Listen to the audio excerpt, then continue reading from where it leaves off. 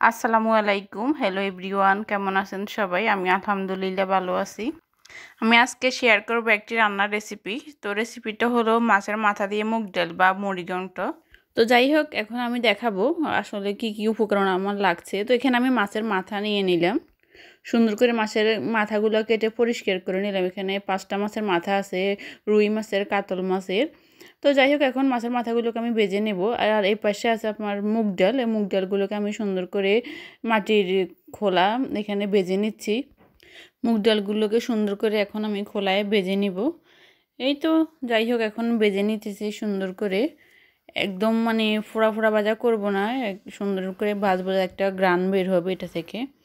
এই তো প্রায় আমার ভেজে নেওয়া হয়ে আসছে। আমি এগুলোকে পানিতে ঢেলে রাখবো, তাহলে মানে তাড়াতাড়ি সিদ্ধ হয়ে যাবে। এই তো এখন আমি পানিতে অনেকক্ষণ ভিজিয়ে রাখবো। তো পানিতে ভিজিয়ে রাখলাম, মানে প্রায় 30 মিনিটের মতো ভিজিয়ে রাখবো। এর ফাঁকে আমি মাছগুলোকে এখন সুন্দর করে ভেজে নিচ্ছি। মাছগুলো ভালো করে ভাজবো যাতে মানে না ভেঙে যায়, কারণ কম ভাজলে দেখা গেছে মাথাগুলো ডালের মধ্যে দিলে একটু ভেঙে যাবে, আবার কাটা বের হয়ে যাবে, তো ভালো লাগবে না খেতে। এটা এখন আমি সুন্দর করে মাছগুলোকে ভেজে নিচ্ছি। আমার মাছগুলো প্রায় মানে মাছের মাথাগুলো ভেজে নেওয়া শেষ। এখন আমি রান্নায় ফিরে আসলাম।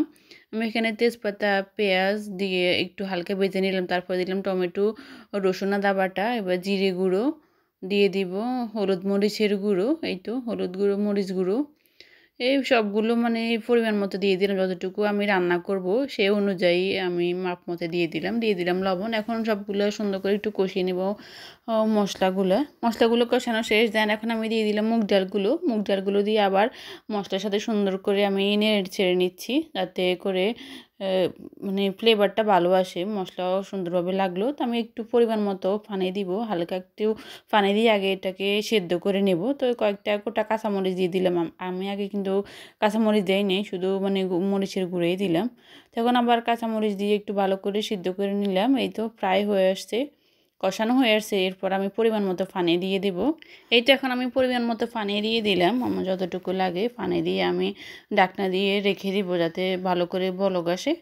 এই তো এখন বলক এসে গেছে, মানে অনেকক্ষণ জাল দেওয়া হয়ে গেছে। এখন আমি দিয়ে দিব মাছের মাথাগুলো এক এক করে। এখন সবগুলো মাছের মাথা দিয়ে দিব একটু ধনেপাতা কুচি। এখন দিয়ে দিলাম ধনেপাতা। এই তো এখন আমার রান্নাটা আসলে প্রায় হয়ে আসছে। কিছুক্ষণ আমি চুলার মধ্যে রেখে তারপর নামিয়ে ফেলবো। এই তো এটা হচ্ছে ফাইনাল লুক।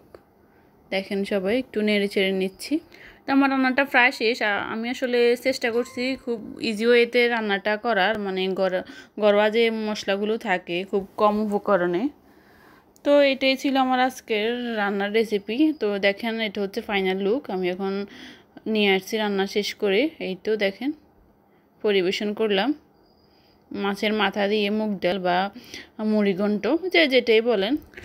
আমি চেষ্টা করছি সবাইকে ভালোভাবে দেখানোর বা শেখানোর। তো আমার রান্নাটা কেমন লাগছে সবাই আমাকে জানাবেন এবং শেয়ার করবেন সবার মানে ভালো লাগা মন্দ লাগাগুলো। ভালো থাকবেন সবাই। আল্লাহ হাফেজ।